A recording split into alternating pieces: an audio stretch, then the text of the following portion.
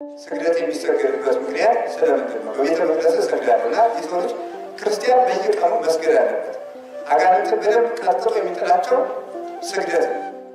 ሰይጣንን በምድር ላይ ቀጥቅጦ የሚጥለው ዋና ሰይፍ ማለት ምንድነው ካላችሁኝ? ትህትና ነው። ትህትና ነው። እንዲያው ረጅም ጸሎት ከመጸለይ ለሰዎች መታዘዝ አጋንንትን ያሸንፋል። እና መታዘዝ ኃጢአትን ከሰዋ ነቅላ የምትጥል ሰይፍ ናት ማለት ነው። ያ እንዲሆንልን ስግደት አንዱ የመታዘዝ ምልክት ነው። ትህትና ነው። የሰይጣን መንገድ ከፍ ከፍ ነው፣ የክርስቶስ መንገድ ዝቅ ዝቅ ነው። የሰይጣን መንገድ ከፍ ብሎ መውደቅ ሲሆን የክርስቶስ መንገድ ደግሞ ዝቅ ብሎ ማድረግ ነው። የሰው ልጅ ሊያገለግል እንጂ አገልግል ሊል አልመጣም። ክርስቶስ እግሩን አጠቡት ተብሎ ተጽፎ አይታችኋል መጽሐፍ ቅዱስ ላይ። እና ዝቅ ማለት የድህነት መንገድ፣ እግዚአብሔር ሰው የሆነበት መንገድ፣ ሰይጣን የተሸነፈበት መንገድ ስለሆነ መስገድ የሚገባው ስለዚህ ነው። ለእግዚአብሔር የምናቀርበው ስግደት ግን ስለምንድን ነው ሲባል የመጀመሪያው ስንሰግድ ወደ ሰማይ ወደ አፈር ነው የምንሰግደው። ሶስተኛ እኔ ምንጊዜም አፈር ነኝ፣ ወደ አፈርነቴ እመለሳለሁ፣ ግን አንተ ከሙታን ለይተህ ታስነሳኛለህ። አንድ ክርስቲያን በትንሹ በቀን 42 ስግደት መስገድ አለ። የሚሰገደው ከቤት ይሰገዳል። የሚሰገደው ግን ቤተክርስቲያን መግባት በማይቻልበት ጊዜ እሁድ አይሰገድም፣ ቅዳሜ አይሰገድም። እሁድና ቅዳሜ ግን የሚሰገድበት ጊዜ አለ። በሕማማት ባለ እግዚአብሔር ቢሆን በሕማማት እመቤታችን ብትወልድ ይሰገዳል አይሰገድም? በጌታችን አበይት በዓላት አይሰገድም። ለምሳሌ የጥምቀት የሰገደና ያለቀሰ ሰው ርጉዝ ነው። ያለቀሰ የተቆጣ ያዘነ የልደትና የጥምቀት የትንሣኤ ያዘነ ሰው በዕለተ ምጽአት ጊዜ አዝኖ ተክሶ ወደ ሲኦል ይወርዳል። በእነዚህ በዓላት ያዘነ በሕማማት የተደሰተ ሰው እኩል ነው ጋር በሕማማት ደስ ያለ ሰው እስኪ ጠግብ የበላ ሰው ደስ ያለው ሰው የራብ የጣፈጠ ክርስቶስ በምጽአተ ደብረ ጽዮን ርቦት እንዲሆን ያደርገው። በአበይት በዓላት ወይም በጌታችን አብይ በዓል አይሰገድም ብለን ሲያበቃ ግን የስቅለት ዕለት እንሰግዳለን። ግን አብይ በዓል አይጣልም። እንዲያውም ከሰነበተው ሰንብቶ የስቅለት ዕለት የሚዘጋው 400 ቢወጣ ተጠቃለሁ። ስግደቱ፣ ጾሙ፣ ጸሎት ይሄ እንደተባለው ባለፈው እንደተነጋገርነው እንድንገሰጽ ነው እንጂ ይቅር የምንባለው ንስሐ አባታችን ቃል የሰማን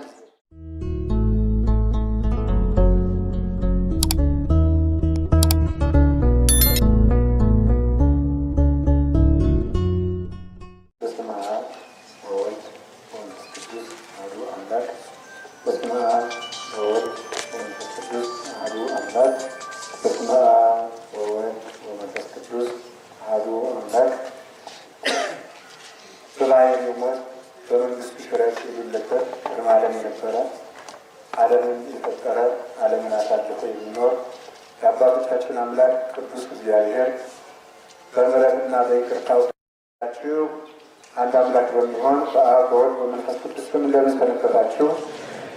እንደምን ዋላችሁ? እንደምን አመሻችሁ? ኃጢአታችን ይቅር ብሎ በቅዱስ ቦታው ስለሰበሰበን አምላካችን ስሙ የተመሰገነ ይሁንልን። ልቡናችንን ከፍቶ እንዲያስተምረን እንዲመክረን ቅዱስ ፈቃዱ ይሁንልን። እግዚኦ ምርሃኒ በጽድቅከ አቤቱ በጽድቅህ ምራኝ ይላል። አቤቱ በጽድቅህ ምራኝ። እስኪ በሉላችሁ አቤቱ በጽድቅህ ምራኝ በሉ ደግማችሁ። ሶስተኛ አቤቱ በጽድቅህ ምራኝ የሚል ነው። ወይም ተጸላይቴ አርት ፍኖቴ ቅድሜከ፣ ስለ ጠላቶችም መንገዴን በፊትህ አቅና ይላል። አቤቱ በጽድቅህ ምራኝ፣ ስለ ጠላቶችም መንገዴን በፊትህ አቅና። መዝሙር 5 ቁጥር 8። ይሄ ከላይ እንግዲህ እንደምታስቡት ሳምንት እንደተማማር ነው 3 ክፍሎችን የያዘ መዝሙር ነው።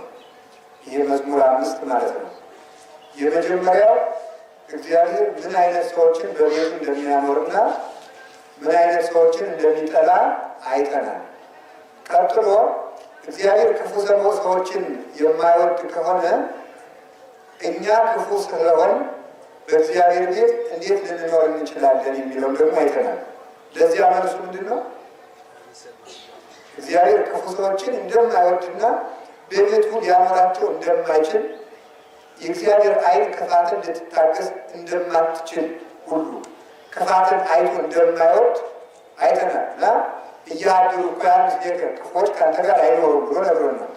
ታዲያ እግዚአብሔር ደም አፍሳሾችንም ሁሉ እንደሚጠላ ነግሮናል። እንደዚያ ከሆነ እኛ በእግዚአብሔር ቤት በምን ምክንያት ልንኖር እንችላለን? እኔ ግን በምሕረት ብዛት ወደ ቤትህ እገባለሁ። እግዚአብሔር ክፉዎችን በቤቱ የማያኖራቸው ከሆነ እናንተ ጻድቁ ናችሁ ነው በቤቱ የኖራችሁ ብትባሉ መልሱ የሚሆነው በቸርነቱ ነው። በቸርነቱ ነው። አሁን ደግሞ በጣም ግሩም በቸርነቱ ግን ሲሆን ሳምንት ደግሞ የተማማር ነው። በምንድን ነው ያለ? በቸርነቱ በቤቱ ገባለሁ የሚለው ያለፈው ሳምንት ነበር ያለ። በቸርነቱ ሲሆን ደግሞ በቤቱ ሲኖር አንድ የሚጠበቅብን ነገር አለ። ምንድን ነበር እሱ? በፍርሃት በቤተ መቅደስ እንሰግዳለን። ቸር ስለሆነ እግዚአብሔር ደግሞ ምን ይገባዋል ያለ? ሊፈራ ይገባዋል። እግዚአብሔር ሊፈራ ይገባዋል። መፍራት እንዴት እንዳለብን በሕይወታችን ሁሉ እግዚአብሔር ፈርተን መኖር እንዳለብን ተነጋግረናል። ከሱ ቀጥሎ ደግሞ ስግደት ሊቀርብባቸው የሚገቡ ቦታዎች እነማን ናቸው ብለን ደግሞ አይተን ነበር። እዚላችሁ ነው በምንድን ነው? በመቅደስ እንሰግዳለሁ ነው ያለ። መቅደስ ያለው ቤተክርስቲያን፣ ሌላስ? እመቤታችን ቅድስት ድንግል ማርያም፣ ሌላስ? አቤት መስቀል፣ ሌላስ? ቅዱሳን። ምክንያቱም የእግዚአብሔር ማደሪያዎች ናቸው ብለን አይደለም? እሺ ይሄ ቢሆን ደግሞ ከነዚህ በተጨማሪ ደግሞ አሁን ለመስቀል አትስገድ፣ የማርያም ስምን አትጥራ፣ ቤተክርስቲያንም አትሄድም፣ ስዕልም እንዳትሰግድ ብለው ቢያዝኑ ምሳሌ ነው። የክርስቲያኖች ቤት መቅደስ ነው። በእሱስ ባይሆን ደግሞ እሱም ደግሞ ቤቱን ቢያቃጥሉት ልባችን መቅደስ አድርገን እንሰግዳለን። እንደ ዳንኤል በ3 ሰዓት በሩን ከፍቶ መስኮቱን ከፍቶ ይሰግድ ነበር። ትርጉም ምንድን ነው? የዳንኤል ቤት ምንድን ነው? የእኛ ልብ፣ የክርስቲያን ልብ።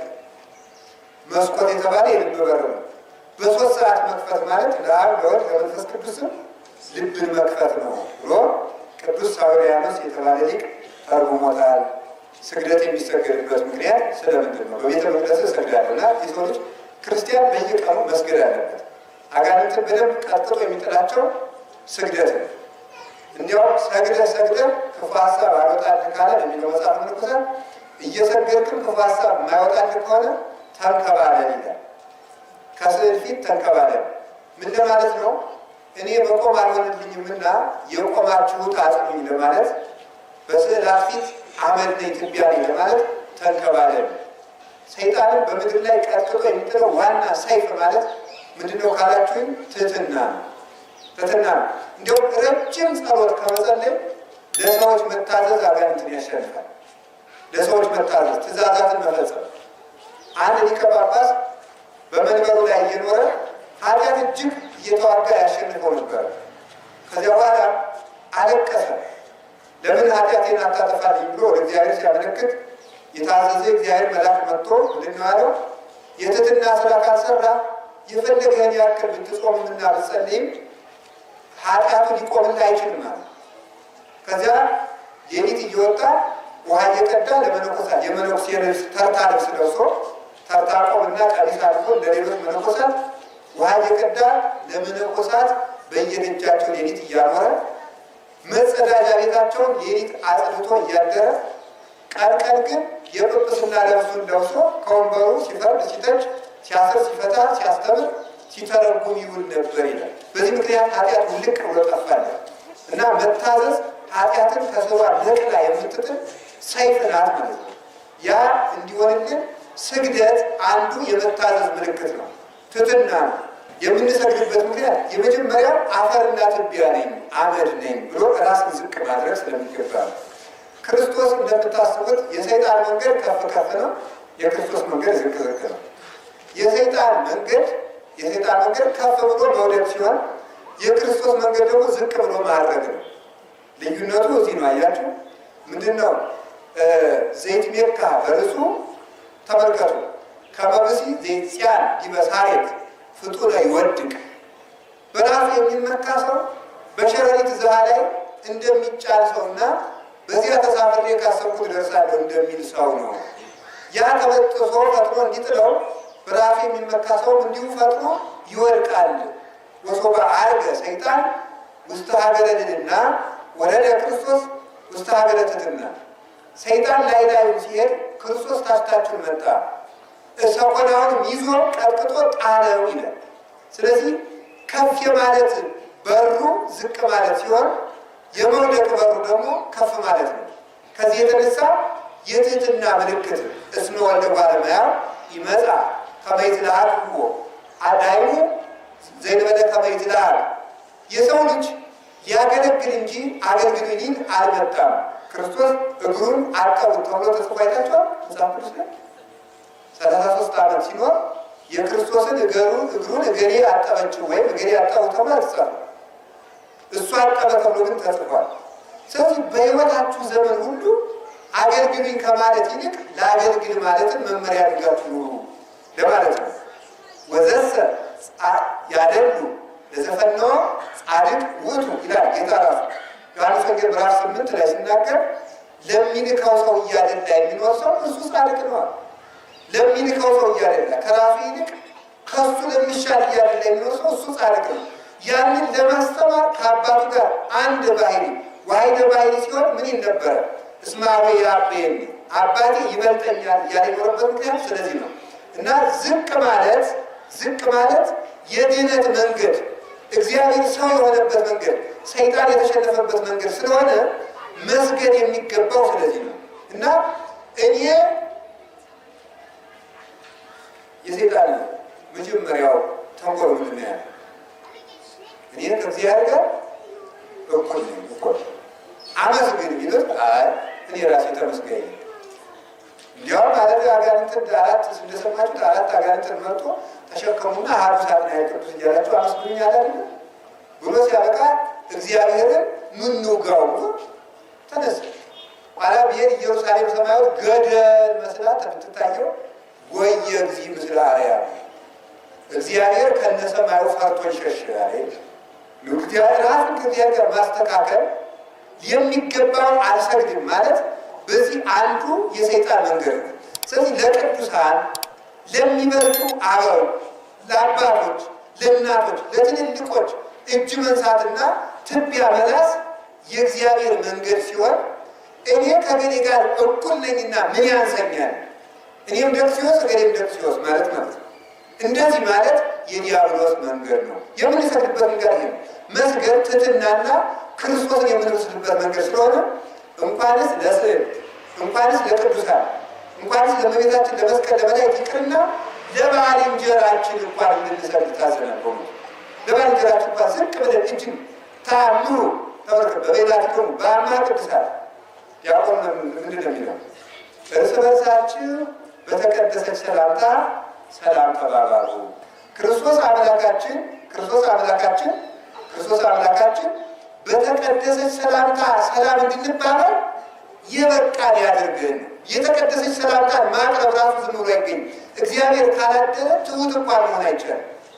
እና ተመልከቱ፣ የዚያን ጊዜ ይችን እያሉ ወንዶች ወንዶችን፣ ሴቶች ሴቶችን፣ መምህራን መምህራንን፣ ካህናት ካህናትን፣ ዲያቆናት ዲያቆናትን እጅ ነሳሉ። እጅ ነሳሉ። ንዑሰ ክርስቲያን ጻው ከተባለ ተብሎ ከወጣ በኋላ ነው። ለምን? ቅዱስ ሥጋውን ክቡር ደሙን ያልተቀበለና ከምስጢራት ቅዱሳት ያልተሳተፈ ሰው እጅ ሊነሱ ስለማይገባ ጻው ከተባለች በኋላ ነው። በአምሃ ቅዱሳት ሃይማኖት የሌለውን ሰው ሊስሙት አይገባም። በእውነት የተቀደሰ ሰላምታ አይሰጠውም። ደህና ሰንበት ይባላል፣ ግን የተቀደሰ ሰላምታ ግን አይሰጠውም። ሸብረክ ተብሎ ተሰግዶ ነው። የተቀደሰች ሰላምታ ማለት የተለየች አባቶቻችን ከምን የተለየች እና ከእባብ ከኤሳው ከይሁዳ የተለየ ብሎ ይተረጉሙታል። አያችሁ፣ መስገዱን እባብም ሰግዷል። ሕዝበ አዳምን ሰላም ለከ ኦ አዳም ንጉሠ ሰማይ ወምድር ሲል ምናል ፍልጥ አቤል ለይ ለይ በሉ። ለይ አንዳንድ ሰው የማይገባትን ክብር አምጥቶ ወደ ትከሻችን ላይ ሲወልደው ለይ ማለት ይገባል። ለይተህ ተናገር፣ ማንን ነው እያለ ያለው? ወይስ ሌላ ሰው አለ ብሎ መናገር ይገባል። ለይ አለ እኔ ንጉሠ ምድር ነኝ አለ። የሆዷን በሆዷ ዛር በሽንገላ ስለተናገረችው የውሸትና የሽንገላ ጤና ይስጥልኝ የእባብ ሰላምታ ይባላል። የእባብ ሰላምታ ክፋትን በውስጡ ጤና ይስጥልኝ መማለት የእባብ ሰላምታ ነው። ሔዋንን ሄደና ሰላም ለኪ ኦ ሔዋን ንግሥተ ክልኤቲ ዓለማት የሁለት ዓለም ንግሥት ሔዋን ደህና ሰነበትሽ ወይ ብሎ ተሰግደለ። ይሄም የምን ይባላል? በሉ እንጂ አይ የእባብ ሰላምታ ይባላል። ኤሳው ምን አለ? ኤሳው ያዕቆብን ሊገለው እያሰበ ወንድም ይናፍቀኝ እንዴት ሰንብተሃል ይለው ነበር። ያችን ሰላም ሊል እየበረረ ሲመጣ ያዕቆብ ክፋቱ ስላወቀበት አስቀድሞ እጅ መንሻውን ላከለት። አስቀድማችሁ እጅ መንሻውን ላኩ። ኋላ ኤሳው የሆዱን በሆድ ብሎ ከነደደኝ መንገድ እደፋዋለሁ ብሎ አብረን እንሄዳለን። አይ ግድ የለም እኛ ንሕነሰ አሁን በእግረ ደቂቅ እናቆመሃለን። እኛ ሕፃናት ስላስከተል በእነሱ እግር መጠን የምንራመድ ዝም ብለህ አንተ ስላወቀበት ማለት ነው።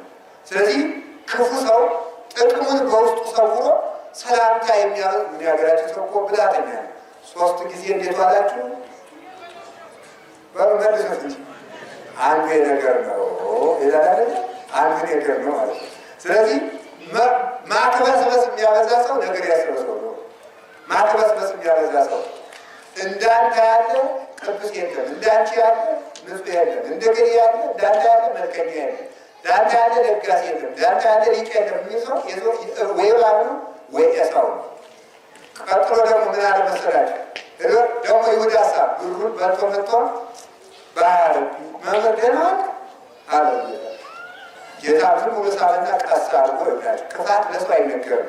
ይህ አላወቅኩት መሰለህ ተብሎ የሰው ሽንገላ በሰው መሃል አይነገርበትም። ቀስ አድርጎ ጌታ ደህና ነህ እያለ እየሳመ በሰይኑኑ ታገቦ ለወልደ ባለሙያ እንዲያው የሰው ልጅን በመሳም አሳልፈህ ትሰጠው ለእሱ ብቻ ሌላው አልሰማበትም። ገመናውን ሸፍኖለት ማለት ነው። ክፉ ሰው ተንኮሉን ሲያውቅበት ራሱ ተንኮሉን እንዳወቁበትና በሰው መሃል ሲናገሩበት ራሱ አፍሮ ሌላ ክፋት ይጨምራልና ማለት ነው። ስለዚህ በተቀደሰች ሰላምታ የሚባለው እንደ አባቶቻችን አስቀድሞ እንዲያውም ይደረጋል መሰላችሁ። ሰው ምን ትልቅ ሰው ሆኖ ገና ከሩቅ ሲመጣ ጫማ ይሳማል። አሁን ዘሰማት ይገባል። አባቶቻችን ደግሞ ወንጌል ደግሞ የሚሳሳሉ ዮሐንስ ወንጌል ምዕራፍ 21 ደግሞ ገና ሩቅ ጋር ይቆማል። በያሉበት ይቆሙና ወንጌሉን ደግሞ ሲጨርሱ ያን ሄዶ ጫማ ይስማል፣ ያን ሄዶ ጫማ ይስማል ማለት ነው። ትሕትና ክርስቶስ ከመዝ ግበሩ አጥቦ እጠቡ እንዳለ ሁሉ አባቶቻችን አሁን ሁላችሁ በገዳም መነኮሳት ሲመነኩሱ መጀመሪያ አበምኔቱ መጥቶ በዕለት የመነኮሰውን ሰው ጫማ ይዘው በዕለት የመነኮሰውን ሰው እዚያ በኋላ ሁሉም መነኮሳት ቀጥለው ጫማ ይስማሉ። ምን ይደረጋል? የመነኮሰው ሰው ደግሞ መልሶ ሁሉንም መነኮሳት ጫማ ይስማሉ። እንዲህ አድርገህ ትሕትና ስትሰራ ኑር ለማለት ስትሰራ ኑር ጌታ እንዳስተማሩ። ስለዚህ በተቀደሰች ሰላምታ ለክቡራን ሰዎች ለባልንጀራ ተሰግዶ እጅ ተነስቶ ሰላም ይባላል።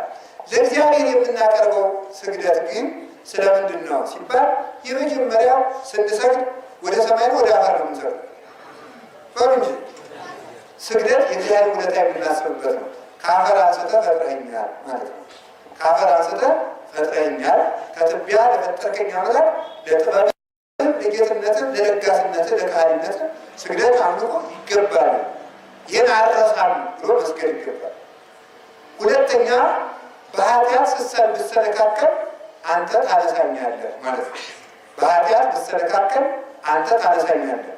ሰው የእግዚአብሔርን ቸርነትና የእሱን ውድቀት የሚያስበው አንደኛ ሲሰግድ ነው፣ ሁለተኛ ሲተኛ ነው። ሲተኛ ተሰነካካይ ነኝ፣ ደካማ ነኝ፣ ሟች ነኝ እና ሲነሳ ትምረኛለህ፣ ታነሳኛለህ ብሎ ይህን ያስባል። ሶስተኛ እኔ ምንጊዜም አፈር ነኝ፣ ወደ አፈርነቴ እመለሳለሁ፣ ግን አንተ ከሙታን ለይተህ ታስነሳኛለህ ብሎ ስለ 3 ምክንያት ለእግዚአብሔር ይሰገዳል። ቅዱሳን ደግሞ ለእግዚአብሔር ስግደት የሚቀርብባቸው መቅደሶች ናቸው። ለእነሱም ይሰገድላቸዋል። እንደተባለው እንኳን ስለባልንጀራ በዚህ ነገር ንገራቸው። አንዳንድ ትምህርቶች ሲሰጡ ለቅዱሳን የሚሰገድ ለእግዚአብሔር የሚሰገደው በግንባር፣ ለእመቤታችን የሚሰገደው ደግሞ በጉልበት፣ ለትልልቅ ሰዎች ደግሞ የሚሰገደው ደግሞ በአንገት የሚሉ ሰዎች አሉ። ይህ ነው። ሁሉም የሚደረገው በምንድን ነው? በግንባር። የሚለየው በምንድን ነው? በልብ ነው የሚለየው። እግዚአብሔርን ስንሰግድለት አምላኬ አምላኬ ወይ ለእመቤታችን ስንሰግድ ደግሞ እናቴ ብለን፣ ለቅዱሳን ስንሰግድ ደግሞ አባቶቼ ብለን፣ ጠባቂዎቼ ብለን መላእክትን፣ ለትልልቅ አባቶችን ስንሰግድ አባቶቻችን እናቶቻችን ብለን ነው እንጂ ለአንዱ የበለጠ ለአንዱ የበለጠ በልብ ነው የሚወሰነው። ሰብታችን በምንድን ነው የሚወሰነው?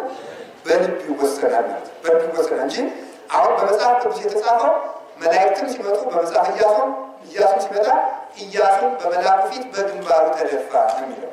ለመልአኩም በግንባሩ ተደፍቶ ነው፣ ለታቦትም በግንባሩ ተደፍቶ ነው፣ ለትልቅ ሰውም ለአብርሃምም እጅ ሲነሱት በግንባራቸው ተደፍቶ ነው፣ ለታቦቱ ለሌሎችም እንደዚህ ነው የሚደረገው። የሚወሰነው ግን በልብ ይወሰናል ማለት ነው።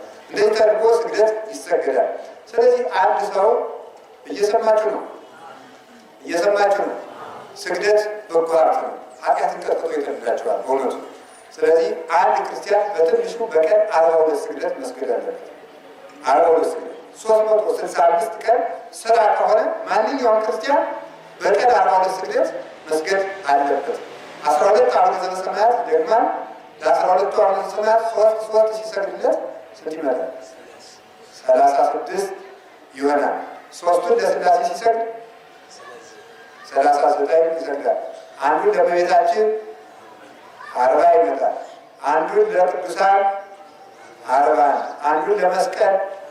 እነዚህም ሰው በቀን መስገድ አለበት ነው። 12 ሰዓት ደግሞ ይችን ይደግማል።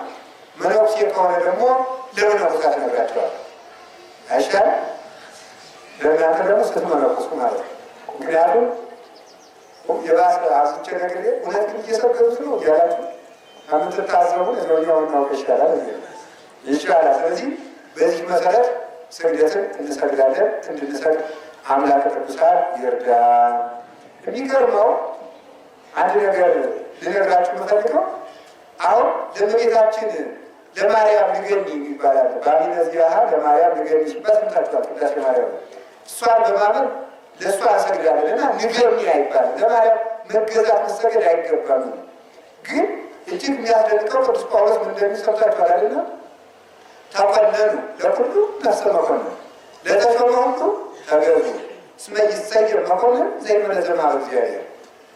ገዥም ቢሆን ያለ እግዚአብሔር ፈቃድ አይሾምምና ለተሾመ ሁሉ ተገዙ ባለው መሰረት ነቢዩ ናታን ወደ ነቢዩ ወደ ቅዱስ ዳዊት በገባ ጊዜ ወደ ንጉሱ በገባ ጊዜ ስግደትን ትቢያ ልሶ ሰግዶ ነው ያቀረበው። ምንም እንኳን ቅዱስ ዳዊት ነቢይ ቢሆንም ግን በዘመኑ መሰነካከል ተገጥሞታል። ልብዛት ታስባችሁታል። ነቢዩ ቅዱስ ዳዊት መሰናክል በገጠመው ጊዜ ንስሐ የሰጠው ማን ነው? ናታን ነው። ነቢዩ ናታን ነው። ንስሐ የሰጠው ነቢይ በኃጢአት ለተሰነካከለው ነቢይ ይሰግዱ ነበር ነው። ይሄ መጽሐፈ ነገሥት ላይ ቁጭ ብሎ ተጽፏል። ለምንድን ነው ካላችሁኝ፣ በኃጢአት ቢሰነካከልም ግን በጸጋው ግን እግዚአብሔር የቀባው ንጉሥ ነው። እግዚአብሔር ስለቀባው ስለ ክብሩ ሲል ሰግዶለታል። ለነገሥታትም ቢሆን ለባለስልጣናትም ቢሆን ዝቅ ብሎ እጅ መንሳትን ታዟል ማለት ነው። ስለዚህ ይሄ በመጽሐፍ የታዘዘ ነውና እንኳን ስለ ድንግል ማርያም ለባለስልጣናት እንኳን ዝቅ ብለን እጅ እንድንነሳ ዝም ብሎ ቆሞ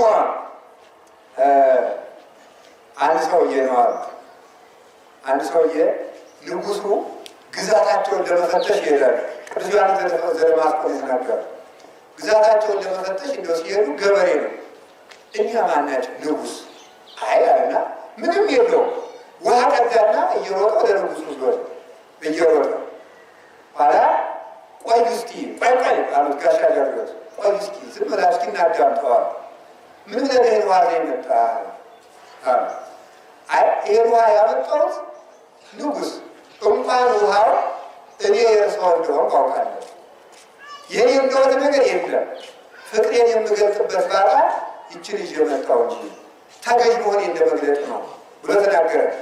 ሌሎች ከተገዙልኝና ካገቡልኝ ይልቅ ይሄ ገበሬ ያከበረኝ በለጠ ብሎ ሸልሞ ወርቀ ዘቦ ግምጃ አልብሶ ሰደደው። እኛም ለድንግል ማርያም የምናቀርበው ምስጋና ውሃ ነው ይላል ስብሐት ዘደማስቆ። ውሃ ነው። እንዲያው ይህ ምንም ነገር ማቅረብ ስለማንችል መውደዳችን ለመግለጥ ውዳሴዋን እንደግማለን እንጂ ለእሷ የምናቀርበው ነገር የለም ብሎ ይነገራል። እና የፍቅር መልእክት መግለጫ ሰው በጥበቡ ከመከራ ያመጣል። እንደዚህ አድርጎ ያ ንጉሥ እንደ ባይል እኮ ያችን ውሃ በባይወጥ በሬውን አርዶ ሊበላበት ይችል ነበር። ንጉሥ በጥበቡና ባደረገው ትሕትና ግን ከመከራ አምልጦ ሽልማትን ተቀበለበት።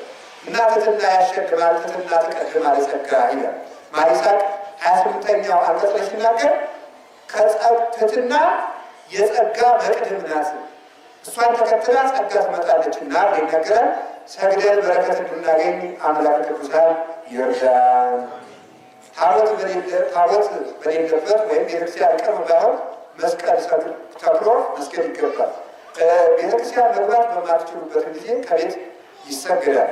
በዚያውም ስግደትን እንጨርሰው። የስግደቱን ጋር ቀለል አድርገን እንጨርሰው አይቻልም። ስለዚህ የሚሰገደው ከቤት ይሰገዳል። የሚሰገደው ግን ቤተክርስቲያን መግባት በማይቻልበት ጊዜ፣ ጸሎት ሌሊት በምንጸልይበት ጊዜ የስግደት ስም ሲነሳ መስገድ ይገባል። እሰግድ የሚል እሰግዳለሁ የሚል ሲነሳ ይሰገዳል። ክፉ ሀሳብ በጸሎት ጊዜ በሚነሳበት ጊዜ ይሰገዳል። ስለዚህ ስግደት የሚሰገደው ከቤት የሚሰገደው መግባት በማይቻልበት ጊዜ ከቤት ውስጥ ይሰገዳል። ቤት ባይኖር በረሃ ላይ መስቀል ሰግዶ መስቀል ተክሎ መስገድ ይገባል። መስቀል ሳይተክሉ ቢሰግዱ ግን ሰይጣን ስግደቱ የኔ ነው እያለ ይከራከራል። ስግደቱ ለእኔ ነው የምሰግደው እያለ እየተከራከረ ዕዳ ይጨምርበታልና ፍትወት ይጨምርበታልና መስቀል ተክሎ መስገድ ይገባል። ያዕቆብ በትሩን አመሳቅሎ እጅ ነሳ እንደነበረ ማለት ነው። የማይሰገድበትን ዕለት ታውቃላችሁ አይደለም? እሁድ አይሰገድም፣ ቅዳሜ አይሰገድም። እሁድና ቅዳሜ ግን የሚሰገድበት ጊዜ አለ። ምንድነው ሲባል ወዝንቱ ዘእንበለ ግዘት ይላል ፍትሐ ነገሥት አንቀጽ 19 ላይ በሰንበት አይሰገድም ካለ በኋላ ይህ ግን ግዝት የሌለበት አንቀጽ ነው ይላል። ማለት የሚሰገድበት እሁድ አለ ማለት ነው። የሚሰገድበት እሁድ መቼ ነው አላችሁኝ? ኃጢአት በሰለጠነበት ሰዓት የዝሙት ሀሳብ ቢነሳብን በዓሉን አከብራለሁ ብለህ ኃጢአቱ ጨልጦ ገቢቶ ከሚወስድህ በበዓሉ ሰግደህ ኃጢአቱን ልታስወግድ ይችላል። ስለዚህ ኃጢአት የሚባልበት ቀን ዕለተ ሰንበተ ክርስቲያን እሁድ ቢሆን እንኳን ይሰገዳል ማለት ነው። ሚካኤል ቢሆን እመቤታችን ቢሆን ባለ እግዚአብሔር ቢሆን ኃጢአት በበዛበት ሰዓት በበዓል ቢሆን ይሰገዳል። ስለዚህ በሌላው ቀን ግን ኃጢአትን የሚያህል ነገር ስለሌለ ነው። በሌላው ቀን ግን ከመላእክት ሊቀ መላእክት ቅዱስ ሚካኤል ነው። ከሰው ወገን ደግሞ የበላይ ድንግል ማርያም ናት። ቅዱስ ሚካኤል መላእክትን ወክሎ የእሱ በዓል አይሰገድበትም። እመቤታችን ቅድስት ድንግል ማርያም ከፍጥረት በላይ ከፈጣሪ በታች ናት፣ አይሰገድባትም። በዓለ እግዚአብሔር 29 እንደምታውቁት መጋቢት 29 ዓለም ተፈጠረ፣ መጋቢት 29 ክርስቶስ ተጸነሰ፣ መጋቢት 29 ክርስቶስ ተወለደ አይደለም። መጋቢት 29 ክርስቶስ ተነሳ። መጋቢት 29 ይመጣል፣ ዓለም ያልፋል። ክቡር ቀን ስለሆነ 29 የምናስበው በየወሩ የተፈጠርንበትን የተጸነሰበትን እንደገና ደግሞ የተወለደ ታኅሳስ 9 በእሱ 29 ልደቱን ጽንሰቱን እንደገና ደግሞ ትንሣኤውን ምጽአቱን እናስባለን። ስለዚህ በዚህ ቀን አይሰገድበትም። ወዝንቱ ዘእንበለ ግዘት ኃጢአት ከተነሳ ግን በዚህም ቢሆን ይሰገዳል ማለት ነው። በዚያውም ላይ ቅዱሳን በሚውሉበት ቤተክርስቲያን በዕለቱ አይሰገድም። ከዋሉበት ቤተክርስቲያን ለምሳሌ የተክለ ሃይማኖት ላይ ተክለ ሃይማኖት ተመቶ አይሰገድም ማለት ለአምልኮ ከምናቀርባቸው ቅድም ካልኳችሁ ለሥላሴ ለቤታችን ስዕላትን እጅ ለመንሳት ከምንሳለመው እና በቅዳሴ ጊዜ ከምንሰግደው ውጭ ስጋን ለማድከምና ለትሩፋት ከቅዱሳን ቤተክርስቲያን ከዕለቱ በዕለቱ ብሎ አይሰገድባቸውም ማለት ነው። ሊከበሩበት ተሰጥቷቸዋልና ሕማማት ላይ በዛው ላንሰዋለ የሕማማት ስግደትን በዚያው ይነሳል። የሕማማት ስግደት በሕማማት ባለ እግዚአብሔር ቢሆን በሕማማት እመቤታችን ልትውል ይሰገዳል አይሰገድም? ይሰገዳል። ለምን ሲባል ሳምንቱ ራሱ በዓል ነው። በዓሉ ግን የስግደት በዓል ነው። የምን በዓል ነው? ለምሳሌ በጌታችን አበይት በዓላት አይሳገድም። ለምሳሌ የጥምቀት የሰገደና ያለቀሰ ሰው ውጉዝ ነው። ሆኖ ያለቀሰ የተቆጣ ያዘነ የልደትና የጥምቀት የትንሣኤ ያዘነ ሰው በዕለተ ምጽአት ጊዜ አዝኖ ተክዞ ወደ ሲኦል ይወርዳል። በእነዚህ በዓላት ያዘነ በሕማማት የተደሰተ ሰው እኩል ነው ጋር በሕማማት ደስ ያለው ሰው እስኪ ጠግብ የበላ ነው ደስ ያለው ሰው የራመ ጣፈሬ ክርስቶስ በምሳ ደብረ ጽዮን ርቦት እንዲሆን ያደርገዋል። ስለዚህ ያንን ለማመን በዚያ ጊዜ የመከራ ሳምንት ነው። ያንን ስናደርግ ግን በአበይት በዓላት አይሰገድም ብለናል። የትንሣኤ፣ የልደት፣ የደብረ ታቦር እነዚህ አበይት በዓላት ናቸው። ከአበይት በዓላት አንዱ ማለት ነው ስቅለት ነው። ስቅለት እንደውም በጣም በዝቶ ምን ይባልበታል ይሰገድበታል። ግን አበይት በዓላት ነው። በአበይት በዓላት ወይም በጌታችን አብይ በዓል አይሰገድም ብለን ሲያበቃ ግን የስቅለት ዕለት እንሰግዳለን። ግን አብይ በዓል ነው አይጣልም። እንዲያውም ከሰነበተው ሰንብቶ የስቅለት ዕለት የሚዘጋው 400 ጊዜወታ ተጠቃለው አልቆ መጨረሻ ላይ 12 ሰዓት ላይ በዓሉ ሲያልቅ ሲጠናቀቅ ቀኑን ሙሉ ስንሰግድ ብለን እንደገና በ400 ጊዜወታ ራሱ ይስገዱበት ነው። ስግደት በዝቶ የሚደረግበት ነው። ለምን ሲባል በዓሉ የስግደት በዓል ስለሆነ የምን በዓል ነው ያልኳችሁ? የስግደት በዓል። በዚያ ሰሞን ቤታችን ትሁን አቡነ ተክለ ሃይማኖት ሲደውሉ ሚሆን ማንም ላይ የገብርኤል ዕለት ሚሆን በሕማማት ይምጣ ከገብርኤል ቤተክርስቲያን ይሰገዳል። የዚያ ጊዜ የሚጠቃቀስ ካለ የሰነፍ ጥቅስ ነው ማለት ነው። የዚያ ጊዜ በዓል ነው እንደዚህ የሚሰው ካለ ማረፍ ፈልጓል ማለት ነው። ስለዚህ የዚያ ጊዜ ይሰገዳል። ከቃሉ ጋር ናችሁ። እግዚአብሔር ከሁላችን ጋር ይሁን። እግዚአብሔር ከሁላችን ጋር ይሁን። ሰግደን አጋንንትን ለማስወገድ ያብቃል። ስግደት ፍጥረታትን ለማስወገድ ይጠቅማል። አሁን ተክለ ሃይማኖት ስግደት እንዲያስወጥሩ ፍጥረታት አስገድላቸው ነው አሰገድላቸው። ለምሳሌ ሀዛፉ ላይ ሰርተን እንግደለቱ ዛሬ ቀስ ብላ ዝቅ ብላ እኔ አንተ መሸከም አልችልም ብላ ዝቅ ብላ ወርዳ እግራቸውን ታስገድላለች። አሁን ገብረ መንፈስ ቅዱስ አናምስት ሰግድላቸው ነበር አይደል? 60 አናምስት ተመልከቱ። በአናምስት ይሰግዱ ሎቱ ጋጋታ ሐፂን ቅናቱ የገብረ መንፈስ ቅዱስ መታጠቂያው ጥርስ ያለው ሰንሰለት ነበረ። ያንን አድርጎ ስለሰገደ 300 ጊዜ ግራ ጉጫቸውን 300 ጊዜ ቀኝ ጉጫቸው በድንጋይ እየደበደቡ ስለሰገዱ 60 አናምስት በአናምስት ይሰግዱ ሎቱ። እነዚህ ሁሉ ለኢትዮጵያ ይገዙላቸው ነበረ። ፍጥረትን ለመግዛት ለእግዚአብሔር መገዛት ይገባል። አንዱ ስግደት ነው። ሰግደን እንድናርፍ አምላክ ቅዱሳን ይርዳል። እንግዲህ እንዲህ ቃል አቤቱ በጽድቅ ምራኝ። እስቲ አቤቱ በጽድቅ ምራኝ ነው። አቤት በጽድቅ ምራኝ ነው ምራኝ። በዚህ ላይ በሕይወት ሰው ሲኖር ምን ይላል? በደንብ ስሙ። በቸርነቱ እኖራለሁ ካለ በኋላ ቅዱስ ላይ አንተን በመፍራት እሰግዳለሁ አለ። ግን አለ በቸርነት ስለገባው እየፈራው ስለሰገድኩ ግን ነገር ግን እኔ ራሴን ለጽድቅ እንደማላመጣው አውቃለሁና አንተ በምን ምራኝ አለ? በጽድቅ ምራኝ። ሰግጄም ሆነ በቸርነት ተማምኜም ሆነ አንተ ካልመራኝ አልድንምና በጽድቅ ጎዳና ምራኝ አለ። ይሄ በአራት ይተረጎማል። በጽድቅ መንገድ ምራኝ የሚለው መጀመሪያ ምራኝ የሚለውን ስናመለክት ምንድን ነው ብለው አበይን ተጸላይቴ አያተፍኖቴ ቅኔከ ስለ ጠላቶች ብለህ መንገዴን በፊት አቅና። ስለ ጠላቶች ብለህ ማለት ጠላቶችን ደስ አይበላቸው ብለህ እንዲሁም እነሱን ደስ እንዳይላቸው እኔ ደግ ባልሆንም እኮ ነው እኔ ባልበቃም በቸርነት ከቤት ገብቻለሁና እየፈራሁ ቢያንስ እንኳን ጽድቅ ባይኖረኝ እፈራለሁና ጠላቶችን ደስ አይበላቸው። የአጋንንት መሳለቂያ እንዳልሆን ጠላቶችን በአንተ ላይ ተመልከቱ። አይ እንዲያርጉት አባቶቻችን ሰዓታቱን ብለው አይቴ ውእቱ አምላኮሙ ከመ ይበሉነ አሕዛብ ምህላነ ስማ ቃለ አብ።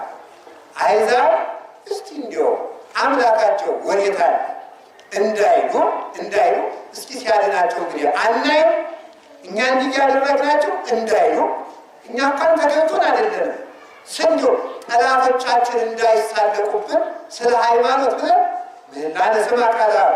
አቤቱ የአብ አካላዊ ቃል ምህላችን ስማ። አይቴ ይእቲ ትምክህቶሙ ከመ ይበሉነ ውሉደ መርከብ ምህላነ ስምዕ ማርያም። መመኪያችን ማርያም ናት ይላሉ። እንግዲህ ስታድናቸው አናይም ብለው አንቺን እንዳይሳለቁብሽ መመኪያ የላቸውም እንዳይሉ ድንግል ማርያም የመርከብ ልጆች በአንቺ እንዳይሳለቁ ስለኛ ብለሽ ሳይሆን ስለ ስምሽ ብለሽ ቢሆን ምህላችን ስሚልን ብሎ ይማጸናል። አንዳንድ ጊዜ ምህላ አንዱ አሁን እየሰራን እየቀጠሉ ምህላ ያልሰማ ስንል እግዚአብሔር ስለ ስሙ ይሰማል። እንዲሁ አይዛ ጠለ እነሱን ዲያብሎስን ደስ አይበለው ብሎ ይሰማል። ስለ ቤታችን ብሎ ደስ ይበለው እንዲሁ ሰይጣን አንድ በነገራችን ላይ ክርስቶስ ሰው ከሆነበት ምክንያት አንዱ ሰይጣን ደስ አይበለው ብሎ ይታወቃላችሁ። ሰው የሆነው እኛ ተገብቱን ሳይሆን ደስ አይበለው። እግዚአብሔር ንፉግ ነው አላለም። እሱ ንፉግ አይደለውም። አንተንማ አስከፋለሁ ብሎ አንተ ይህን ስሜን እንዳጠፋ እንኳን በለስምነት ስጋዬን ማበላ ደጋስ መሆኔን ማወቅ አለብህ ብሎ ሰይጣንን ደስ አይበለው ብሎ ክርስቶስ ሰው ሆነ። እነዚያንም ባቢሎናውያንን ደስ አይበላቸው ብለን እኛ ኢየሩሳሌም ከሰላም ሀገር መግባት አይገባንም የሚለው ነቢዩ ትሩፋንን ወክሎ እንደኛ ክፋት ቢሆን ወደ ኢየሩሳሌም መመለስ የመከራው ዘመን ማምጣት አይገባንም።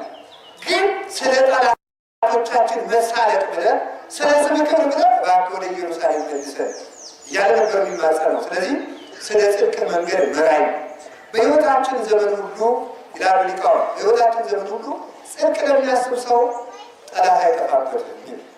እስኪ በሉት፣ ጽድቅ ለሚያስብ ሰው ምን አይጠፋበትም?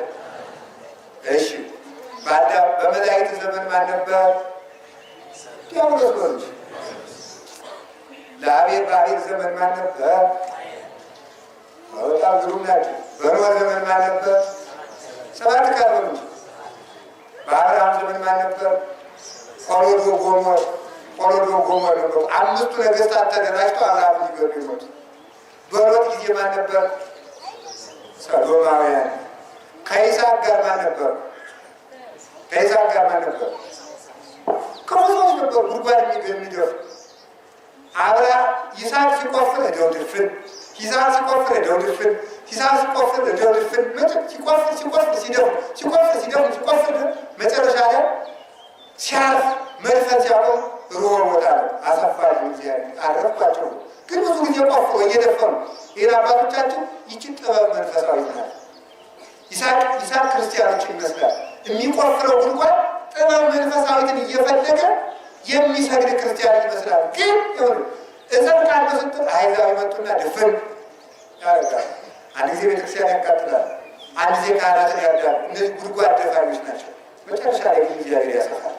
ስለዚህ ለእነሱ ጉድጓድ ደፋኞች ነበሩበት። በያዕቆብ ዘመን ለያዕቆብ ማን ነበረበት? ኤሳው ነው። ለዮሴፍ ማን ነበረበት? አይ ወንድሞቹ ነበሩበት። ለእስራኤል ማን ነበረባቸው? ግብፃውያን ነበረበት። ለሙሴ ማን ነበረበት? ፈርዖን ነበረበት። እንደገና እስራኤል ነበሩበት። ሁላችሁ ለትልቅ የቤተ ክርስቲያን አባት መከራው ክፉ ሕዝብ ነው። የእውነት የምነግራችሁ ማለት ነው። እኛ እኮ ለአባቶቻችን መከራ ነው በእውነቱ ማለት ነው። ለአባቶቻችን ያለ መከራ ነው እና ትልቅ አባት መከራ የሚቀበለው ራሱ ከምን እንደሆነ ታውቃላችሁ? አንደኛ ከሰይጣን፣ ሁለተኛ ይሁዳል። ሙሴ መከራ የተቀበለው አንደኛ ከፈርዖን ነው፣ እሱን አሸነፈ። ሲቀጥል ከህዝቡ ነው የተቀበለው። ስለዚህ ፈርዖን ሳጥናኤልን ይወክላል።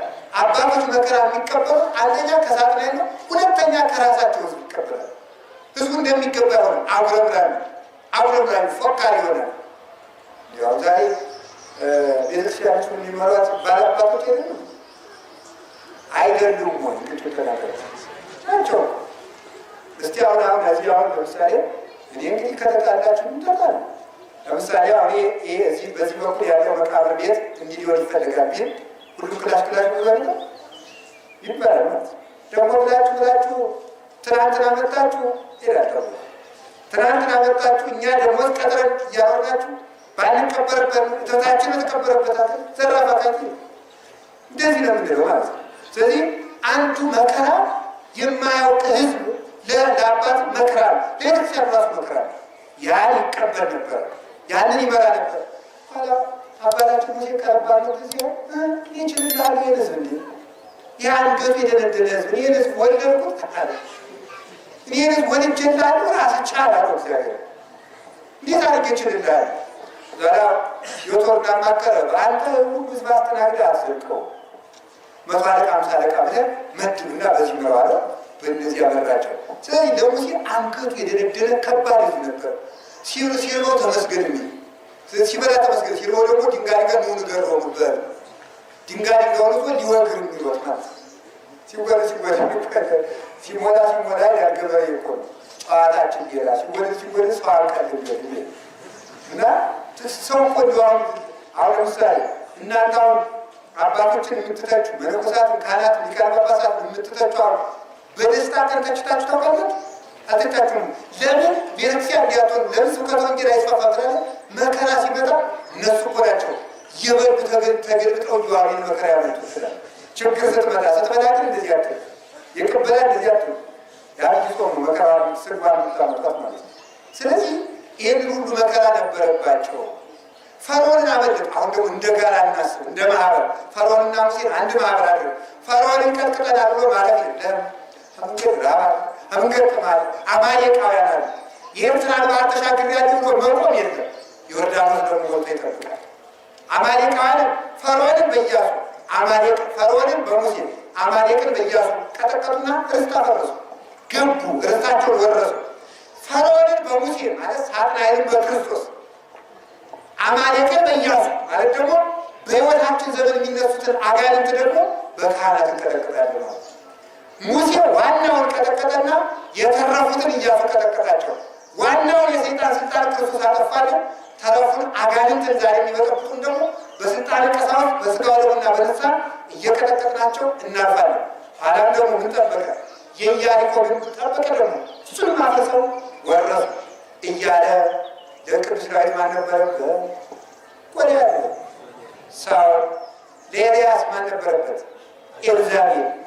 ለኤልሳ ማን ነበረበት? ክፉ ደቀ መዝሙሩ ገንዘብ ወዳጁ ተማሪ ማን? ግያዝ ነበረበት። መከራ ለኢሳይያስ ምናሴ ነበረበት። ለኤርምያስ አይሁድ ነበሩበት። ሰባ ባቢሎን ለሰለስቱ ደቂቅ ለዳንኤል እነዚያ ቀናተኞች በሃይማኖተኞች የሚቀሩ የባቢሎን ባለስልጣናት ነበሩባቸው። ለዮሐንስ ማን ነበረበት? ዮሐንስ መጥምቁ ሄሮድስ ነበረበት። ለክርስቶስ ሰይጣንና አይሁድ እነዚህ ነበሩበት። እንደዚህ እያለ እስከዚህ ሰዓት ላይ መሽብሎች ብንቀጥል ያለ መከራ ዳዊት ተማምና ነበረበት። ሞተ ለሚያቸው ነበረበት። ሰይጣን ያክፉ ነበረበት እና መከራ አልባ ክርስትና የለም። ይህንን እንዲኖርብህ ማወቅ ይገባል። ሰው መከራ የሚገጥመው ሳይጸልይ ሳይሆን ሲጸልይ ነው። ሰው መከራ የሚገጥመው ሲጾም ሳይጾም ሳይሆን ሲጾም ነው። ሰው መከራ የሚገጥመው ጽድቅ ሲሰራ እንጂ ኃጢአት ሲሰራ አይደለም። ኃጢአትን እስክትፈጽማት ድረስ ያስመቻል። ኃጢአትን አሰርቶ እንደተመጠጠ አገዳ ቆርጥማ ስትጨርስ ዓለም ትተፋና የመከራው ባህር ውስጥ አስገባሃለች። ጉልበት ግን እስከምትጨርስ ጸጋህን ገፋ እስከምትጨርስ ግን ዓለም ታስመችላለች እንጂ በመከራከር ጅራ አትገርፍም። መከራ የሚቀጥለው ልትጋ ያልክ እንደሆነ ነው። ልተኛ ያልክ እንደሆነ አይደለም። ልጸልይ ያልክ እንደሆነ መከራ ይመጣልና አቤቱ በጽድቅ ምራኝ ያሰኝ። ለዚህ ነው እኔ ምንም እንኳን ቢሆን ከጠላቶች ጉልበት መጠበቅ አልችልምና አንተ በጽድቅ ምራኝ። በጽድቅ ምራኝ ጽድቅ አላችሁ። ጽድቅ ያለው ምን ነው ሲባል አንደኛ ቃል ኪዳኑ ነው። እስኪ ቃል ኪዳኑ ነው። ቃል ኪዳኑ ጽድቅ ነው። አንተ ቃል አይቀበልምና ስለ ቃል ኪዳን ስሜን ብትጠሩ እገኛለሁ ባልክበት። አንድም እንደው አባቶቻችን ይላሉ እግዚአብሔርን ሙግት ከምንገጥምበት ነው። ሙግት አሉ በምንድን ነው? አባታችን ያዕቆብ እና እግዚአብሔር ትግል ገጥሞ ነበር። ታውቃላችሁ? የሊት እግዚአብሔር ለያዕቆብ ተገልጦ ትግል ገጠመ። ሲታገሩ አደሩ። ሊነጋ አጋሲ ቀስ አረገና እግዚአብሔር እንዲያው ያዕቆብን ከሽሩዳው አካባቢ ነካ ሲያደርገው ሽብርቅ ብሎ ወደቀ። የማለት ማለት መሰላችሁ? ይሄ ደረት ለደረት ነው የታገረው፣ ጎን ለጎን አይደለም። ወይም ደግሞ በጀርባ ደረት ለደረት ና በትክክል አማን በአማን ስጋህን ለብሻ አድንሃለሁ ማለት ነው። ስጋህን ለብሻ አድንሃለሁ። ግን ያዕቆብ እግዚአብሔርን እጥላለሁ ሲል እንደወደቀ የምትወድቀው እኔን የጣልክ እንደው ነው ማለቱ ነው ይላሉ አባቶቻችን። እስኪ የምትወድቀው እኔን የተውክ እንደሆነ ነው። ሶስተኛ ደግሞ ያዕቆብን ትግል ላመጣበት ነው። ያዕቆብ እግዚአብሔር ፊት ለፊት ታገለው። ደረት የተባለ የእግዚአብሔር ሰው ሆነ። ፊት ለፊት መታገስ ማለት ክርስቶስን በስጋዌው መታገል ማለት። እስኪ በስጋዌው መታገል ነው ወላጆች፣ በስጋዌው መታገል ማለት ነው። አንተ ኃጥአንን ልጠራ መጥቻለሁ አላልክም ብለሃል። ስላልክ እኔን ኃጢአተኛውን ልትጠራ ይገባል ነው መታገል። የምን ትግል ነው? የፍቅር ትግል። ሰው በመሆኑ መታገል። ደምህን ያፈሰስከው ለረከሱት ነው አላልክም ብለሃል። አፍስሰሃል። ስላፈሰስክልኝ ዕቃ ነኝና ልትልከኝ አይገባም። ሰው እንኳን ተመልከቱ፣ በወር በሳንቲም የገዛውን ዕቃ እንኳን አክብሮ ያኖራል። በደም ገዝተህ ለቀኑት ልኝ አሁን በመንፈስ ቅዱስ ዛሬ እሳቸው ናቸው፣ በረከታቸው ይድረስ። ኢትዮጵያ ገና እንደገቡ ተራራ ላይ ቆሙና የህዝቡን ኃጢአት ተመለከቱ። መጀመሪያ የጸለዩ ጸሎት ይሄ ኢትዮጵያ እንደገቡ ደምህን ያፈሰስክለትን ህዝብ አውሬ በላል ብሎ ነበር ያለቀሱት። ርም ብለው ያለቀሱት ደምህን የከፈልክለት ህዝብ አውሬ በላው ብሎ ነበር ያለቀሱት። እና እንዲህ ብለሃልና ብሎ መታገል። እሺ አንኳኩ፣ ፈልጉ፣ ለምኑ፣ እየፈለኩ ነው ብለሃልና እየፈለኩ ነው ስጠኝ በሉ እንጂ። እየለመንኩ ነው፣ እያንኳኳሁ ነው፣ ክፈትልኝ። በቃሉ ራሱን ክርስቶስን መታገል። ከዚያ በኋላ በመንከራተትህ ይዤሃለሁ፣ በመሰደድህ ይዤሃለሁ፣ በበረት በመተኛትህ ይዤሃለሁ፣ ተማጽኜሃለሁ። ተመላልሰህ ባደግክበት ተማጽኜሃለሁ። በጠባብ ደረት በአጭር ቁመት በመወሰኑ ተማጽኜሃለሁ። ህብስት በማበርከትህ ተማጽኜሃለሁ። በባህር ላይ ባህር በመገሰጽ ተማጽኜሃለሁ። ተመልከቱ፣ አሁንም ትናንትና ባህር አልገሰጽክም? ነፋሳትን ጸጥ አላደረካቸውም? አድርገሃል። እናስ የፈሩትን ደቀ መዛሙርትን ኦሆ ጻራ ሃይማኖት ለምን ትናፈቅሙ? እናንተ እምነት የጎደላችሁ ለምን ፈራችሁ አላልካቸውም? ብላችኋል። እኔንም እንደዚህ አድርገህ ገስጸኝ፣ ማይበሉንም ጸጥ አድርግልኝ። ንቃ አድርጎ ለምን ተተነው? ተነስ ለምን ትተኛለህ ብሎ እግዚአብሔርን በራሱ ቃል ታብሎ እግዚአብሔርን በፍቅር ድል መንሳት፣ በፍቅር ማሸነፍ፣ በጽድቅህ መንገድ ምራኝ ነው። ቃሌን የጠበቀ እንደሚገርማችሁ የጸሎት በጣም በጸሎቱ ትልቅ ጸሎት የሚባለው እግዚአብሔርን በራሱ ቃል እየተሟገቱ መጸለይ ነው። እግዚአብሔርን እሺ በራሱ ቃል ምን እያሉ መጸለይ ነው? እየተሟገቱ መጸለይ። የታጥፋና ሀሰረከ ይሉታል አባቶቻችን። ታጠፋን ዘንድ ላንተ አይገባም። በእንተ ማርያም ላንተከ ወእንተ ዮሐንስ መጥምቅከ፣ ስለ ቅዱስ ዮሐንስ ስላጠመቀ ስለ ቅድስት ድንግል ማርያም ታጠፋን ዘንድ ላንተ አገባብ አይደለም፣ ባህሪህ አይደለም። አንተ እንዲህ ስታደርግ አናውቅም። አንተን ስትምር ነው የምናውቅም። ላትምረን እናትህን አልሰጠህንም። ላትምረን ከዮሐንስ አልተጠመቅም። ላትምረን ሰው አልሆንክም ብሎ ራሱን በራሱ መለመን ይገባል። በዚህ ምሕረት ይሰጣልና ስለ ጽድቅ ብለህ ምራይ ነው እንጂ የሰናፍጭ ቅንጣት ታክል ሁልጊዜ ነው የምነግራችሁ። የሆነ ነገር ሲገጥማችሁ ርዕሳችሁን ከመጽሐፍ ቅዱስ ጋር እያገናኛችሁ ጸልዩ። ሰምታችሁኛል? መጽሐፉን አልጋህን ተሸክመህ ያልከው ጌታዬ ሆይ እኔም ከብዙ ዓመት ከኖርኩበት የኃጢአት በሽታዬ እነሳ ዘንድ ቀስቅሰኝ። ልትድን ትወዳለህ በለኝ። ወደ ተራራ የወጣኸው ኢየሱስ ክርስቶስ ሆይ ከኃጢአቴ ጉድጓድ አውጣኝ። እንደ ደቀ መዛሙርቱ ቀርቤ እንድጠይቅህ አድርገኝ። ምስጢራትንም በልቡናዬ ግለጽልኝ ብሎ በራሱ ቃል ራሱን መለመን በጽድቅ ምራኝ። ቃል ኪዳኑ ራሱ ምንድን ነው? ያኛው 70 ዘመን ሲያልቅ ማለት ነው። ለሁሉ ኪዳኑ ሲጠርቆ 70 ዘመን ሲያልቅ የባቢሎንን ንጉሥ ተበቅዬ እናንተ ነፃ ወጥቼ ኢየሩሳሌም አስገባችኋለሁ ብለህ ነበር። ይሄ ቃል ጽድቅ ነው። ስለዚህ እነዚህ ደግሞ ባቢሎናውያን ሞኞቹ እንደዚህ አበሉ፣ እናንተ ትንቢታችሁን ተናገሩ፣ እኛ ግን እንኳን 70 ዘመን አትርፈን 150 ገዛችኋለን ይላሉና እነሱ እንደዚህ ቢሉ አንተ ግን ጽድቅ ስለሆነው ቃል ኪዳን ማረኝ ልናገራል። መወዝ አቀበ ቃሌ ግብረ ኢትዮጵያዊ ሊቅ ደጋግመን ብናነሳቸው መላከ ብርሃን አድማሱ ጀበሬ ያለበት ሰምታችሁ አይደለም? ልጃቸው ሞተባቸው። አሁን በ1950ዎቹ የነበሩ ሊቅ ናቸው። መጽሐፍ ነው። ልጃቸው ሞተባቸው። ልቅሶኛውን ውጡልኝ አሉ። ውጡ አሉና ልጁ እኮ ተገንዞ መሬት ይቀበል ይቀበላል። ጌታ ኢየሱስ ክርስቶስ የመቶ አለቃውን ልጅ ከሞት አስነስተህለታል። መቶ አለቃው ምን ብሎ ነው የለመነ? እይደለወ ከተባታይ ጠፈረ ቤቴ፣ ወደ ቤቴ ልትገባ አይገባኝም፣ አዝዝ በቃልከ ይሄው ወዴ፣ በቃልህ እዘዝና ልጄ ይዳን ብሏል። ስለዚህ አንተም የትናንትናው ኢየሱስ ክርስቶስ ነው፣ እኔም ከትናንትናው መቶ አለቃ አላንስም። ልጄን አስነሳልኝ አለ። አስነሳላቸው። በሕይወት ቀስቅሰዋል። የትናንትናው ክርስቶስ ነው። አቤቴ ግባ ያለህ ይህደለወ ከተባታይ ጠፈረ ቤቴ፣ የኔ ቤት አንተን ሊያስገባ አይችልም። እንደ መቶ አለቃው ግን በቃልህ እዘዝና ልጄን አድንልኛል። ቀሰቀሰላቸው። ሙት ያስነሱ አባቶች አሉ። ክርስቶስን በቃሉ እመኑት። በቃሉ ከለመነው ይሰማል። ቃሉን አንስተን ከለመነው ቃሌን የጠበቀ ካለ እኔ የምሰራውን ይሰራል ብሏል። እንደ ጽድቃችን አይደለም እንደ ቃል ግን አድርግልን ብለን በቃሉ ከለመነው እግዚአብሔር መልስ ይሰጣል። ከኔ የሚበልጥም ይሰራል ብሏል። የምጠይቅህ ጥያቄ ከሕግ የተላለፈ ሊሆን ይችላል። ከኔ የሚበልጥ ይሰራል ስላልክ ሕግን የተላለፍኩ ሆነ እንኳን በይቅርታና በምሕረት ቅርባ ስላለ ስለ ቃል ኪዳን ይመራል ለማለት አቤቱ በጽድቅ ምራኝ። እግዚአብሔር በጽድቅ ምራኝ ነው። ስለማይታበል ቃል ምራኝ። አሁን እኮ ዛሬ መምሸት መንጋቱ ነው እንጂ ሰው እኮ የለም። መምሸት መንጋቱ ነው። አሁን ውስጥ የተሰበሰበው ሁሉ ይሄ እንደ ቸርነቱ ይህን ጨምሮ ማለት ነው። ግን አሁን ታዲያ ለምንድን ነው የሚሰበስበን? ለምን ቅዳሴ ያልተቋረጠም የሚለውን ብታነሱ አይደንቃችሁ? ይህን ያህል ጽዋ ሞልቶ እየፈሰሰ ለምን ቅዳሴ አልተቋረጠም? ለምን ቤተክርስቲያን አላጠፋም? አለመጥፋታቸው ለምን ጥቂት ሰው ሞተ የሚለውን ተውት። ለምንድን ነው እግዚአብሔርን ያላቋረጠ ስትሉ? ስለ ጽድቁ ነው፣ ስለ ቃል ኪዳኑ ነው። እግዚአብሔር ቤተክርስቲያን ለሐዋርያት እስከ ዓለም ፍጻሜ ከእናንተ ጋር ነኝ ባለው ቃል ኪዳኑ እና በቃል ኪዳኑ እግዚአብሔር ይጠብቃል። ስለ ጽድቅ ምራኝ ያሰኘው እሱ ነው።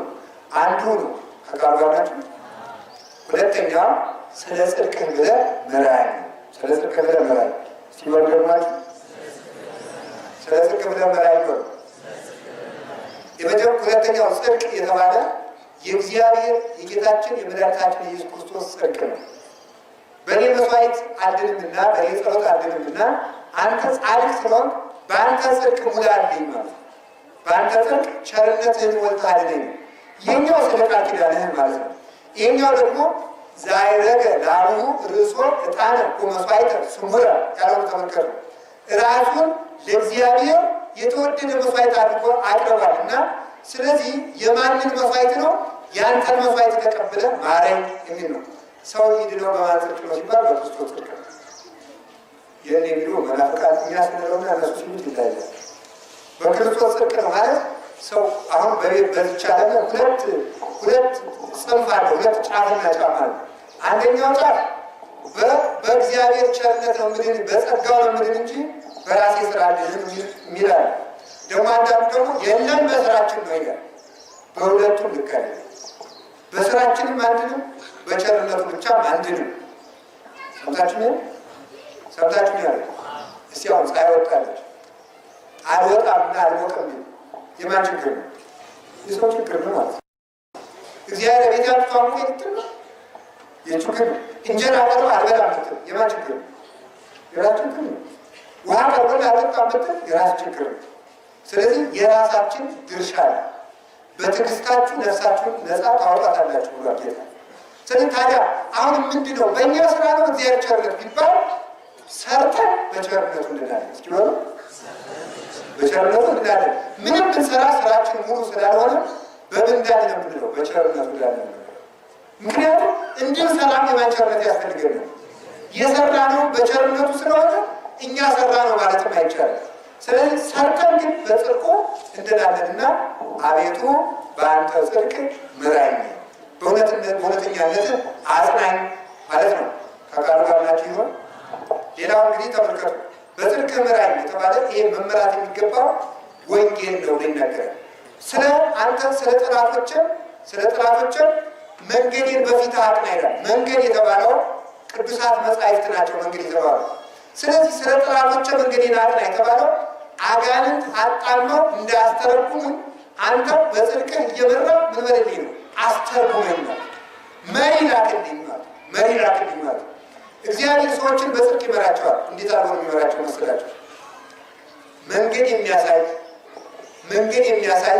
መንገድ የሚያስወስንና መንገድ የሚመራ ያስፈልጋል ይላል ሊቁ ቅዱስ ዮሐንስ አፈወርቅ። እስኪ በሉ ያዟቸው። መንገድ የሚያሳይ፣ መንገድ የሚያስወስን፣ መንገድ የሚመራ ያስፈልጋል። ወደማናውቀው ከተማ ስንገባ ይላል ቃል በቃል ነው ሊቁ የተናገረው። ወደማናውቀው ከተማ ለመግባት ከተማውን የሚያውቅ ሰው ያስፈልገናል። የማናውቀውን የጽድቅ መስመር ለመግባት ጽድቅን የሚያውቅ ሰው ያስፈልገናል። ስለዚህ እነማን ምሩ እንላለን? ቅዱሳንን ምሩን የምንለው ለዚህ ነው። ገድለ ቅዱሳን የሚደገምበት ምክንያት ገድለ ገብረ መንፈስ ቅዱስ፣ ገድለ አቡነ ሃይማኖት፣ ገድለ ጊዮርጊስ የምንጸልይበት ምክንያት በምልጃቸው ከእግዚአብሔር ጋር እንዲያስታርቁን ብቻ አይደለም፣ የጽድቅን መንገድ የሚያሳዩን ናቸው። ክርስቶስ የሕይወት መንገድ ነው።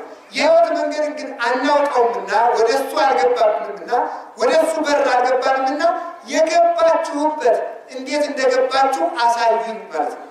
የቅዱሳንን ገድል መድገም ማለት እሱ ነው። እንዴት እንደገባችሁ ምሩኝ ማለት ገድለ ቅዱሳን ይነበባል እና የሚያሳዩ የተባሉት እነማን ናቸው? መምህራንና ቅዱሳን እና የንስሐ አባት ናቸው። መምህራን፣ ቅዱሳን፣ የንስሐ አባት እነዚህ መንገድን የሚያሳዩ ናቸው። መንገድን የሚያሳዩ መንገድን ወስን የሚለው ይህ ብቸኛው ሕሊናና የንስሐ አባት ናቸው። ሕሊናና የንስሐ አባት መንገድ ያስወስናል። አይ ልጄ ሰምታችኋል አይደለም? ነፋሳት ነፈሱ፣ ጎርፍም ጎረፈ፣ ዝናባት ዘነቡ፣ ቤቱን ገፉት። ቤቱን ቤት ወያን ቤት መስሏችሁ ነው። ዞር ላላችሁ ቤቱን ገፉት፣ አልወደቀም። ለምን? በዓለት ላይ ተመስርቷልና። ይህ ምንድን ነው? ቤት የተባለ ሰው ነፋሳት ነፈሱ፣ ጎርፍ ጎረፈ፣ ዝናብ ዘነበ የተባለ ምንድን ነው? ለአግባ ወይስ ለመንኩስ የሚለው ሰው ይሄ ነፋስና ዝናብ የተባለ ነው። አልወደቀም። ሀሳብ ገፋው ሰው አናወጠው። አንድ ጊዜ አልባይ ነው፣ አንድ ጊዜ መንኩስ ይለዋል፣ አንድ ጊዜ ሄድ ይለዋል፣ አንድ ጊዜ ተቀመጥ ይለዋል። ሀሳብ አናወጠው።